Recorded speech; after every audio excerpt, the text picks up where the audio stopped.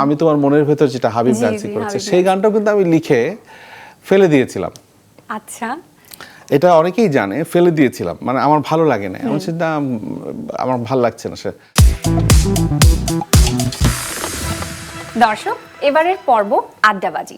আজ আমরা এমন একজন মাল্টি ট্যালেন্টেড ব্যক্তিত্বের সঙ্গে আড্ডা দেব, যিনি একই সাথে একজন নাট্যকার, নাট্য পরিচালক, চলচ্চিত্র পরিচালক, অভিনেতা, গীতিকবি।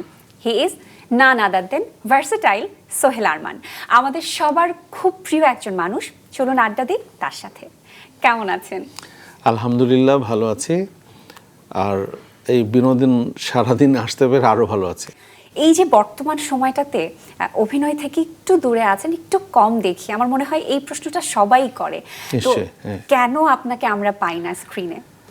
আসলে হয়েছে কি, এটা আমার জন্য কষ্টকর খুব বলা, কারণ হচ্ছে যে আমার অভিনয়ের যে একটা জগৎ ছিল সেটা আমার পরিচালনা, আমার অন্যান্য কাজের কারণে একটু পিছিয়ে গেছে, এবং আমি আমার ডিরেকশন নিয়ে, আমার স্ক্রিপ্ট নিয়ে, স্ক্রিপ্ট রাইটিং নিয়ে এত ব্যস্ত থাকতে হয়, সেইখান থেকে চিন্তা করে আমি এখন পরিচালনা এবং নাট্য রচনা, চলচ্চিত্র, গান এগুলো নিয়েই বেশি সময় কাটাচ্ছি। অভিনয় একটু পিছিয়ে গেছে। এটার মধ্যে একটা ছোট্ট কারণও আছে, কারণ অভিনয়ের জীবনচর্চা, সেই প্রফেশনাল জীবনচর্চার সৃষ্টিশীল, মানে একদম ডিরেক্টোরিয়াল কাজ, লেখালেখির কাজ, এই দুটো কাজের সাথে একটু পার্থক্য আছে। কারণ অভিনয়ের জগৎটা একটু ডিসিপ্লিন হতে হয়, রাত্রে 12টার মধ্যে ঘুমিয়ে পড়তে হয়, কারণ early in the morning call থাকে, স্ক্রিপ্ট মুখস্থ করতে হয়, জামা কাপড় ঠিক রাখতে হয়, তারপরে গেট আপ নিতে হয়, কোন জামা কাপড়, একটা বিশাল, ওটার চর্চাটা আলাদা,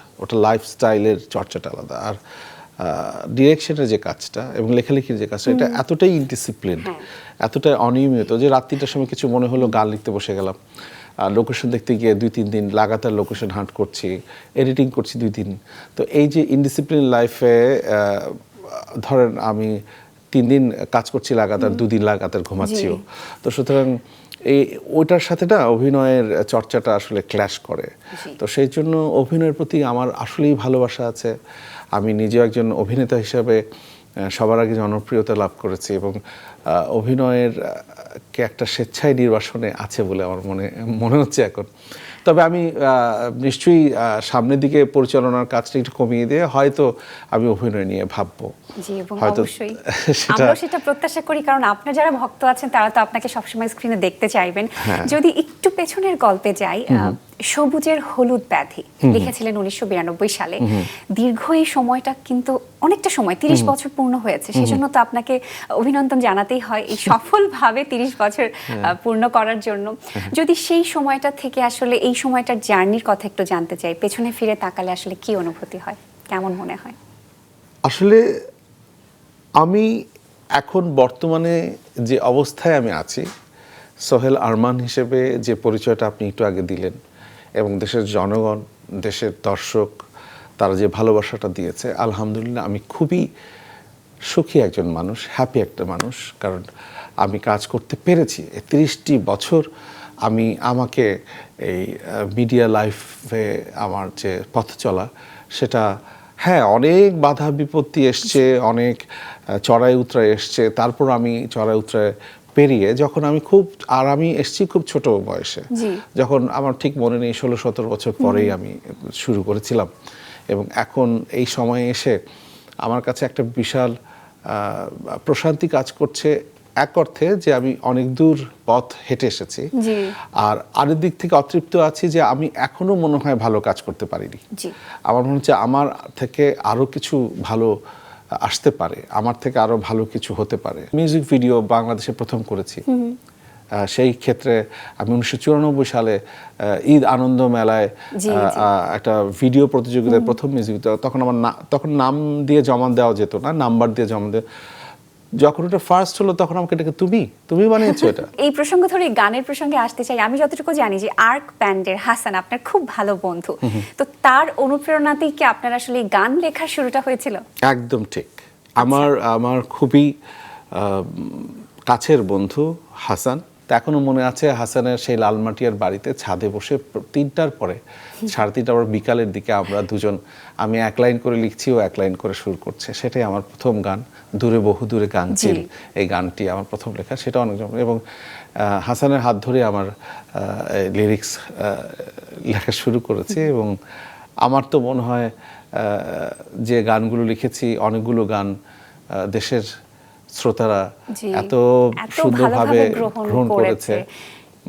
তার মধ্যে আমি তোমার মনের ভিতরে একবার ঘুরে আসতে চাই, বেশ বেশ বেশ, ক্রিকেট টিম, সাবার বাংলাদেশ, তারপরে হৃদয় আমার বাংলাদেশ, যেটা দেশের গান, হৃদয় আমার বাংলাদেশ, স্বপ্ন আমার ও মা তুই আমার বাংলাদেশ, তারপরে তুমি আমার ঘুম।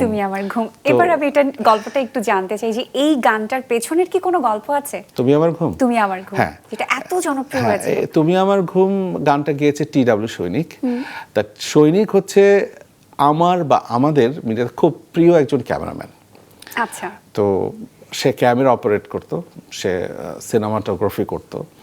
তো ও এক ট্যালেন্ট ছিল এই জায়গাটাতে। তো ও দেখতাম যে যখন কাজ করতো লাইট টাইট সব কর্মীদের সাথে, লাইটম্যানদের সাথে, লাইট ক্রুজদের সাথে, ও যখন লাইট করতো তখন গুনগুন করে গান গেত।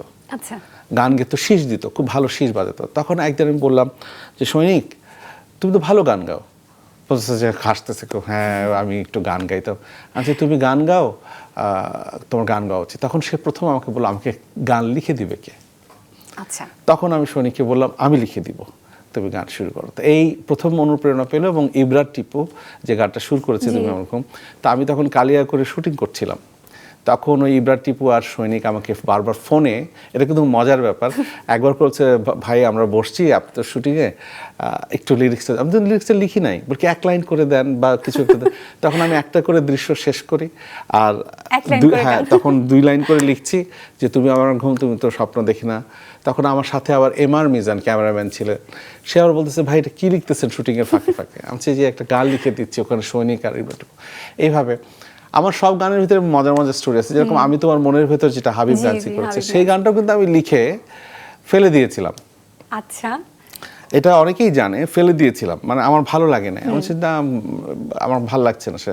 তা আমার মা আবার আমার সকালবেলা ঘর গোছাতে এসে দেখে অনেক কাগজ, তা মা আবার সব কটা গানের অর্ধেক লেখা গানগুলো কাগজগুলো মুছড়িয়ে ফেলে দিয়েছে। সেটা শটান করে রেখে রেখে পেপার ওয়েট দিয়ে রেখে আমি যখন নাস্তা করছি তখন মা আমাকে বলছে যে তোর একটা গান মনে হয় তুই গানই লিখেছিস, আমি তোমার মনে ওটা শেষ করিস না কেন, ওটা তো আমার কাছে ভালো লেগেছে, ওটা ফেলে দিছিস কেন? তখন মায়ের অনুরোধে আমি গানটা শেষ করেছি। সম্প্রতি একটি নতুন গান নিয়ে কথা বলতে চাই। আপনার স্ত্রী পপি এবং হৃদয় খান যে নতুন একটি গান রিলিজ দিচ্ছে এবং আপনি তো সেই গানটি লিখেছেন, মন বলেছে।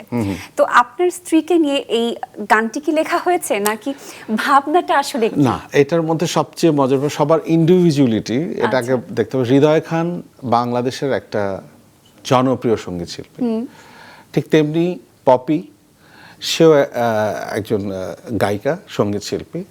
তার অনেক দিন হয়তো গান গাওয়া হয়নি, প্যান্ডেমিকের পরে সে থামিয়ে দিয়েছে। আবার হৃদয়ের সাথেও আমার কোনো কাজ হয়নি সরকারে। তা আমরা যখন একটা আড্ডা দিচ্ছিলাম কোনো একটা জায়গায়, তখন হৃদয়ে আমাকে প্রথম বলল যে তুমি একটা গান লিখে দাও আমার জন্য।